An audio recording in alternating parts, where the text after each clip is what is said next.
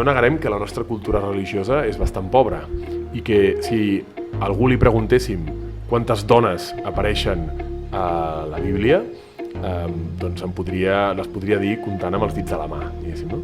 Però les dones són moltes, de fet, són pioneres a la Bíblia en general les dones, en molts dels seus aspectes. La seva capacitat de reconèixer Déu en situacions, en persones, doncs és sempre rellevant. I per això hem convidat avui a una ponent, teòloga, a la Lídia Rodríguez, perquè ens parli a nosaltres de la Bíblia hebrea i les dones. Això és un nou episodi del podcast Indefugibles. Indefugibles, el podcast de la Càtedra d'Ètica i Pensament Cristià de l'IQS, amb Xavier Casanovas i Oriol Quintana. Un podcast amb la col·laboració de Catalunya Religió.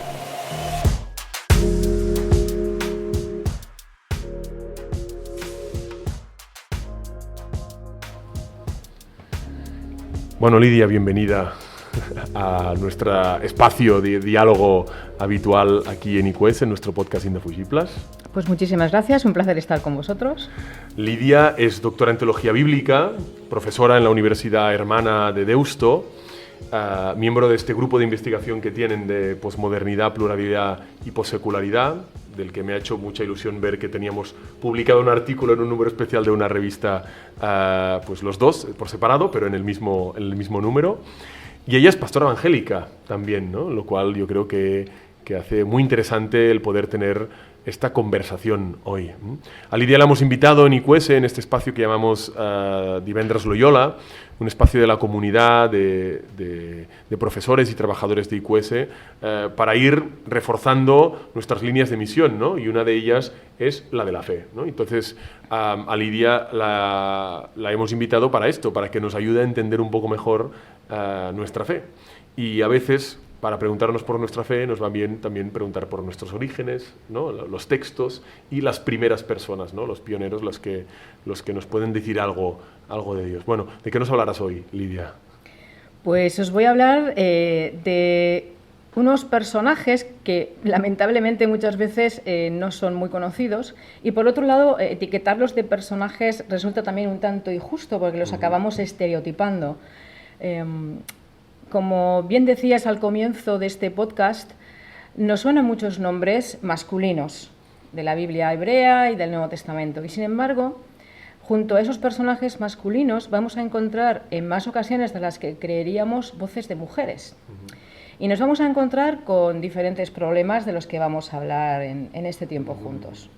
Claro, porque por ejemplo, ¿no? Si nos vamos al Antiguo Testamento, la Biblia hebrea, los orígenes de nuestra fe, podríamos decir, primero Abraham y la mujer de Abraham, ¿cómo se llamaba? ¿No? Así es, Sara. Claro, Sara, ¿no? Sara, claro, esto todavía, si uno tiene un poquito de culturilla bíblica, aquí llega, ¿no? Pero claro, siempre hemos analizado estos orígenes a través de Abraham, el patriarca, ¿no? Pero ¿qué papel juega Sara, por ejemplo, ¿no? Ahí en la historia de los inicios del pueblo de Israel, ¿no? Es muy interesante que efectivamente desde los textos bíblicos, pero no podemos obviar que muchas veces también por la lectura que históricamente se ha hecho en el cristianismo de esos textos, se han privilegiado los nombres de varón, Abraham, Isaac, Jacob, José. Ahora bien, ¿qué habría sido de Isaac sin su madre, Sara? Nos encontramos con que de hecho los propios textos son menos, si se me permite, machistas de lo que muchas veces la gente opina sobre ellos. Muchas veces el problema va a estar sobre esa lectura que hacemos de los textos. Encontramos en la Biblia hebrea, en el Antiguo Testamento, que esas mujeres son coprotagonistas de una historia de salvación, y esto no es poca cosa. Claro, como lo que nos ha llegado es, no nos engañemos, ¿no? Una iglesia de estilo muy patriarcal, podríamos imaginar que la única mediación serían los hombres, ¿no? Como pasa en la Iglesia Católica, que pues los sacerdotes son todos masculinos. Y claro, entonces dices, bueno, ¿y cuál es el papel de las mujeres, ¿no? ¿Cómo podemos darle esta relevancia que, como dices tú, en los textos está, digamos, ¿no? De alguna forma, si uno los lee en su origen, se da cuenta de que quizás estas desigualdades no eran tan fuertes. No podemos ser ingenuos ni ingenuas cuando leemos la Biblia. La Biblia nace en una cultura patriarcal, androcéntrica. Esa es una cuestión que hay que trabajar Y eso forma parte del trabajo de los y las biblistas cuando nos acercamos a los textos, intentar rescatar el sentido y situar en contexto esas historias, eso no lo podemos negar, pero no es menos cierto que ante una lectura superficial de los textos podríamos cometer el error de creer que hay un privilegio masculino de esas figuras cuando descubrimos que efectivamente en esos orígenes del antiguo Israel lo que se nos va a narrar en la Biblia como una saga familiar, Abraham, padre de Isaac, Isaac, padre de Jacob, la mediación de las mujeres es inexcusable. Y esas mujeres además van a ir tomando decisiones que van a acercar a esos hombres a lo que podríamos llamar en clave creyente al plan de Dios de salvación y de bendición para todas las naciones, que es lo que aparece en esos textos del inicio. Sin esas mujeres no habría sido posible. Cuéntanos alguna historia de alguna de estas mujeres, o sea, cuál es su papel, alguna que tú encuentres realmente significativa y que probablemente la mayoría de nuestros oyentes no haya escuchado en su vida, digamos, ¿no? Pues me voy a saltar el protocolo de las grandes matriarcas del antiguo Israel y voy a hablar de una esclava extranjera. Yo creo que aquí además encontramos claves también para acercarnos a nuestra realidad aquí y ahora, ¿no? En sociedades cada vez más plurales, pero lamentablemente muchas veces también cada vez más desiguales, ¿no? Les voy a contar la historia de una esclava egipcia de Agar. Agar es una mujer de la que posiblemente muchos de quienes están escuchando este podcast no saben absolutamente nada. Nos movemos, como digo, en una cultura patriarcal donde cuando Abraham se va a casar con Sara, los nombres más conocidos, parte de la dote era que una esclava, una criada, acompañaba a la esposa. En este caso, Agar es la esclava de Sara. Uno de los tópicos literarios de nuestra Biblia en el Antiguo Testamento es la esterilidad de las mujeres. No había mayor drama para esas mujeres que ser estériles. ¿Y esto por qué? O sea, por eso, o sea, ¿por qué tanta importancia, ¿no?, en la posibilidad? Bueno, se ha hablado mucho sobre si estos son realmente, estos datos evidentemente no podemos tratarlos como históricos en el sentido moderno, pero no es menos cierto que esos tópicos literarios tienen una gran relevancia desde la perspectiva de la fe y la lectura teológica de la Biblia. Porque las tres grandes mujeres que acompañan a los tres grandes patriarcas, las tres son estériles, y va a ser Dios, Yahvé, quien abra, si se me permite la imagen, el útero de esas mujeres para ser fértiles. Ese es un elemento que da muchísimo juego, ¿no?, de cómo Dios interviene en la historia y en la vida de esas mujeres que en este contexto habrían sido muy desprestigiadas, habrían sido muy estigmatizadas por no dar hijos varones a sus esposos, y sin embargo encontramos esas historias de un Yahvé que libera, y es muy interesante que no solamente va a liberar a un pueblo en el Éxodo, esa historia que todos y que todas conocemos, libera a las mujeres de su propio estigma social. Muy interesante. ¿Qué pasa con nuestra pobre Agar? Volvemos a Agar. Con esa pobre Agar. Bueno, en este momento en el que se nos narran los textos en el libro del Génesis, en esta historia, que repito, no podemos tomarla literalmente, pero es una gran historia de compasión de Dios hacia los más débiles, en este caso a una mujer esclava y extranjera, encontramos que Sara todavía no puede tener hijos, entra la desesperación y se le ocurre hacer algo que efectivamente estaba sancionado y legitimado en la antigüedad, lo que hoy llamaríamos, salvando las distancias, la subrogación. Vamos a descubrir cómo Sara decide, dado que ella no puede tener hijos, le va a dar a su esposo, a su marido, Abraham, un hijo a través de su esclava Agar. Repito, esto era una práctica habitual, incluso en el Código de Hammurabi tenemos una serie de normativas y en un código legal muy antiguo, que es el Código de Nuzi, también encontramos estas prácticas. No es algo que cae como un ladrillo en la Biblia, sino era una práctica compartida en el antiguo Oriente Medio. ¿Qué va a pasar con esta esclava? Esta esclava efectivamente le dará un hijo a Abraham, que es Ismael. Pero ya sabemos que en una casa con muchas mujeres la cosa acaba mal. Y así es como acaba la historia de la Biblia hebrea. Sara, celosa porque su criada ha tenido un hijo, la expulsa con su niño porque su niño además está entrando en conflicto con el hijo legítimo. Ya sé que esto parece un culebrón turco, pero no lo es una narración bíblica. ¿Dónde está lo interesante de toda esta historia? Que Agar, mujer utilizada en esta subrogación, esclava y extranjera, es lanzada al desierto en la que solo puede encontrar la muerte junto a su hijo pequeño. Y nos vamos a encontrar con una de esas hermosas narrativas de la Biblia hebrea donde Yahvé les conduce al agua para salvar su existencia, y Agar tiene una expresión además casi única en toda la Biblia que es preciosa, y es cómo designa a ese Dios. Lo llama el que me ve, aquel que se ha dado cuenta de quién soy y de cuál es mi situación. Creo que para un mundo como el nuestro, cada vez más desigual, pensar en ese Dios en el que creemos como alguien que mira al rostro de los más frágiles es terriblemente inspirador.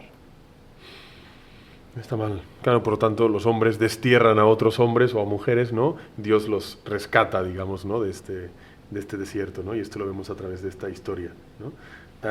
Claro, como decías tú, realmente casi nadie conoce esta historia, o a alguien le suena que Abraham había una esclava por ahí en medio y la cosa, como dices tú, acaba muy mal. ¿Te pueden pedir por alguna otra historia? Y luego vamos a ver qué sacamos de estas, no sé, más que conclusiones, ¿no? Un poquito de este nuevo acercamiento, que es el que no hemos hecho nunca, ¿no? Pero quizá no tan larga, pero bueno, alguna otra historia de alguna otra mujer así relevante, no conocida. Venga. Voy a hablar muy brevemente y de una mujer anónima, como tantas mujeres anónimas del Antiguo Testamento. No sabemos sus nombres, pero aparecen como modelos de piedad, como modelos de compromiso. Y hay un texto que históricamente se ha utilizado como la buena esposa. Es un texto que encontramos en el libro de los Proverbios, un libro de sabiduría lleno de refranes, de máximas de sabiduría, de consejos para la vida. Y al final, en el capítulo 31, nos encontramos con un bello poema de una mujer que es elogiada por su marido. Históricamente, esta mujer era una especie de la mejor ama de casa del mundo. Sin embargo, si nos acercamos sin prejuicios, descubrimos que esta mujer es una mujer emprendedora, que llamaríamos hoy, empoderada, una mujer que toma decisiones y buenas decisiones para ella y para los suyos. Es una mezcla de mujer sabia, empresaria de éxito y magnífica madre, ¿no? Es el típico texto en el que nuestros prejuicios son los que han convertido a esa mujer, si se me permite la broma, en una maruja. Cuando realmente el texto de Proverbios nos está hablando de un perfil muy distinto de mujer. Y como digo aquí, el problema no está en el texto bíblico, sino en nuestro modo de leerlo. Por lo tanto, tú lo que nos propones es este acercamiento, ¿no? Podríamos decir, a las mujeres en la historia de fe, en la historia de salvación, a una aproximación que es para muchos novedosa, ¿no? Mi pregunta ahora sería esta, ¿no? O sea, ¿qué nos puede aportar este nuevo acercamiento a la lectura de la historia de salvación desde esta perspectiva de las mujeres, ¿no? A mí me parece muy importante rescatar del olvido y liberar, si se me permite, de polvo y paja las historias de estas mujeres, que por un lado, como decía, hay que reconocer que están en un mundo patriarcal, androcéntrico, los textos así nos las presentan, pero incluso ahí son mujeres no convencionales, si se me permite. Mujeres que son modelo no para otras mujeres, como muchas veces se ha pretendido desde algunas lecturas de la Biblia, son modelos para hombres y para mujeres. Claro, este es el tema, ¿no? Y ahí creo que es lo novedoso, si se quiere ver así, de estos nuevos abordajes de las mujeres, que no son historias de mujeres para mujeres, sino historias de mujeres para la humanidad. Y creo que ahí hay un gran valor en encontrar en ellas una serie de valores, de virtudes que nos pueden inspirar también hoy. La valentía, salirse de las normas, luchar por la vida propia y ajena, etcétera. A mí siempre me ha sorprendido mucho, ¿no? Bueno, estamos en lecturas del tiempo pascual, ¿no? Y claro, la primera lectura, las primeras que se dan cuenta de que, ¿no?, Jesús ya no está en el sepulcro, ¿no?, de que algo ha pasado, en el fondo de que Jesús ha resucitado, son las mujeres, ¿no?, las pioneras, las que de alguna forma tienen capacidad de ver aquello que los otros, los que estaban teóricamente más cerca de Jesús, pero ahora ya sabemos que tanto hombres como mujeres, todos estaban en ese grupo, ¿no? Pero las primeras que se dan cuenta de que algo gordo ha pasado son las mujeres, ¿no? Y esto, lo que dices tú, es lo que a mí me sorprende. Digo, ostras, que en el contexto patriarcal en que se escribieron estos textos se tuviera en cuenta, ¿no? O sea, desde una lectura puramente exegética, ¿no? Primero se dijeron, no, las primeras que se dieron cuenta fueron las mujeres, sabiendo que esto está escrito cuando está escrito, bueno, pues incluso les da como más relevancia, ¿no? Porque claro, si lo escribes en el siglo XXI, dices, claro, han puesto primero a las mujeres porque lo políticamente porque ahora es lo que correcto. toca, ¿no? Es lo políticamente correcto. La sensibilidad de hoy nos pide que sean las mujeres primero, pero en ese momento para nada. O sea, que si lo hicieron, habría razones fuertes para escribirlo de esta forma. Es interesante, ¿no? Hay una ley, si se me permite, de la verosimilitud histórica, es decir, cuando llegamos a textos de la antigüedad y nos preguntamos, ¿esto será fiable, no será fiable, es verosímil, no es verosímil? Hay una norma que nos dice, si lees algo que se sale de los cánones del momento, de lo ortodoxo, de lo correcto, eso significa que eso era tan extraordinario que no se pudo ocultar, que no se pudo silenciar, que no se pudo disimular. Por lo tanto, es como el hecho de un Jesús soltero, ¿no? Que también da muchísimo juego para las conspiranoias. Esos datos que se salen del marco cultural, que sorprenden en ese contexto, nos hablan de que efectivamente ahí hay una memoria muy potente que fue muy importante para la identidad, en este caso, de las primeras comunidades cristianas. Que una mujer fuera la que llevara ese mensaje de esperanza a los varones, eso fue muy importante, hasta el punto que Celso, uno de los mayores enemigos del cristianismo en el siglo II, acusaba precisamente a los cristianos de fiarse de una loca, de una lunática, de una histérica. Qué bueno, había leído yo los debates de Celso y Orosio, ¿no? El que conocemos a través de... Y esto no lo sabía, y es interesante realmente. Claro, pues por lo tanto, claro, ¿qué consecuencias tiene esto a nivel eclesial? ¿Me explico? Porque, sobre todo desde una perspectiva de la tradición católica, nos damos cuenta, ¿no?, del lugar relegado en el que han quedado las mujeres en la historia de la Iglesia, o al menos de la historia reciente, ¿no? Y parece que está costando horrores que esto dé un vuelco de alguna forma, ¿no? Claro, una lectura así yo creo que tiene consecuencias fuertes, ¿no?, en términos eclesiológicos, podríamos decir, ¿no? Claro, muchas veces lo que sucede es que lo canónico pues es lo que se superpone o lo que realmente está marcando unas formas de ser y de hacer Iglesia. Aquí las diferentes confesiones cristianas han recorrido caminos muy diversos. El tema de las diaconisas en la Iglesia ortodoxa no es igual que en la Iglesia católica, de hecho se está mirando mucho hacia el mundo ortodoxo, por ejemplo, en esta reflexión interna dentro de la Iglesia católica. Y ni qué decir de las mujeres ordenadas dentro de las diferentes iglesias protestantes. Más allá de estas cuestiones que hay que respetar, como cada una de las confesiones cristianas reflexiona hacia adentro de su propia tradición, bueno, no es menos cierto que lo que todas las confesiones cristianas deberían hacer es reconocer la valía del testimonio misional, por ejemplo, o del testimonio de fe de sus mujeres, por decirlo así, ¿no? Luego entramos en cuestiones, repito, canónicas, etcétera, donde ya entramos en otros temas, ¿no? He visto que tienes escrito, no sé si era un libro o un capítulo de libro, sobre las mujeres en la Reforma Protestante, ¿correcto? Es interesante esto, porque los que conocemos poco, o lo poco que conocemos del mundo protestante, bueno, Lutero, Calvino, una gran revolución en el mundo cristiano, pero son hombres ¿no? Aquí sí que yo sería incapaz de mencionar una sola mujer protestante clave o importante de esta tradición, ¿no? Ilumínanos un poco con esto, porque... Pues son historias paralelas. Yo creo que la historia de las mujeres a lo largo de los siglos lamentablemente se parece mucho, ¿no? Nos encontramos con que la Reforma Protestante en su momento fue una gran revolución que intentó en principio volver a los orígenes, ¿no? Una vuelta a la sencillez de la Iglesia primitiva, evidentemente visto con mucha ingenuidad, y hoy sabemos mucho más de lo que Lutero sabía en su momento. Lo interesante es que Lutero lanzó una serie de propuestas, la mayoría de ellas no eran novedosas, él simplemente las reformuló y cayó en un suelo muy fértil, pero en realidad Lutero tenía poco pensamiento original. Bueno, pues estas ideas de las que hablaba Lutero fueron tomadas muy en serio por algunas mujeres. Mujeres que la inmensa mayoría de ellas o bien pertenecían a la nobleza, es decir, eran mujeres cultivadas, de las élites, o bien fueron ese gran colectivo de monjas exclaustradas con la Reforma, es decir, mujeres formadas teológicamente también. Y estas mujeres, como digo, se tomaron muy en serio las ideas de Lutero, hasta el punto que asustaron a Lutero.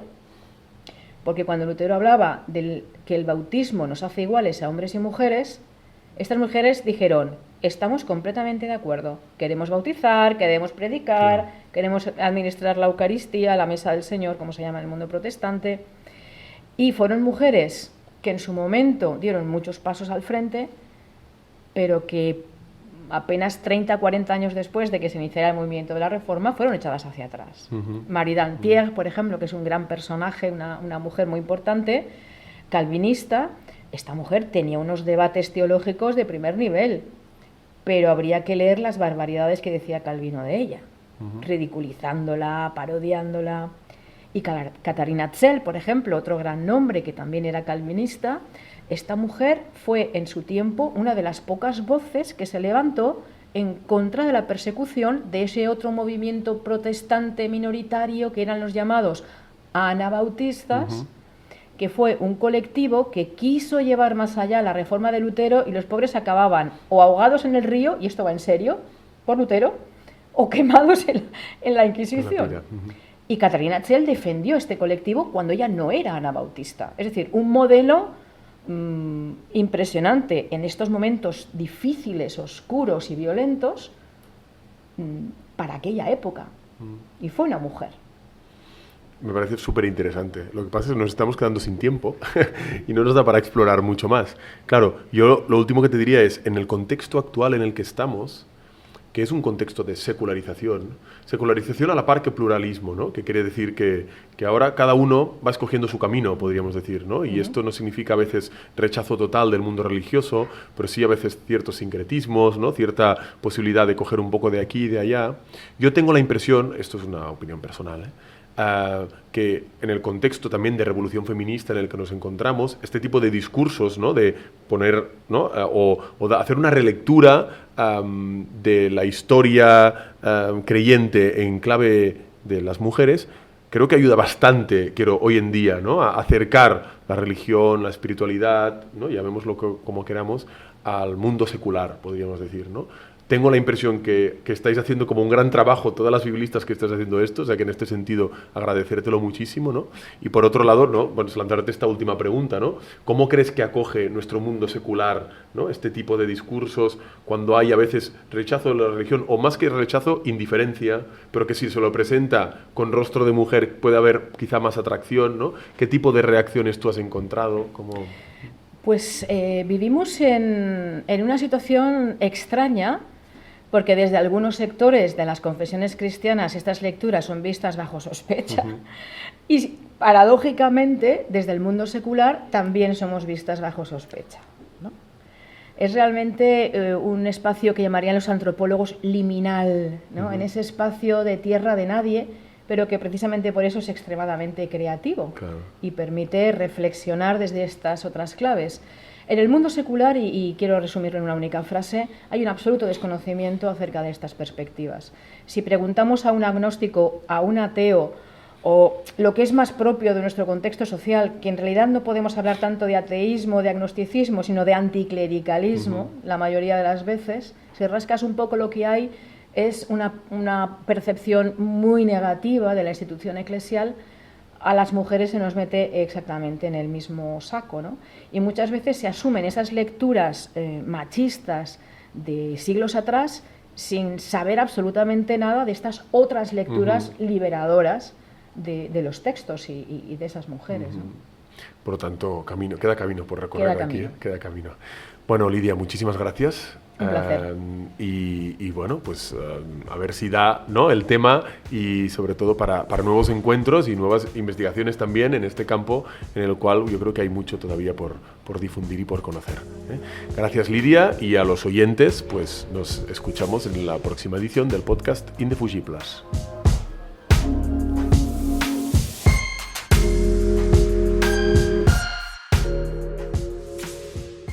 Catalunya Religió.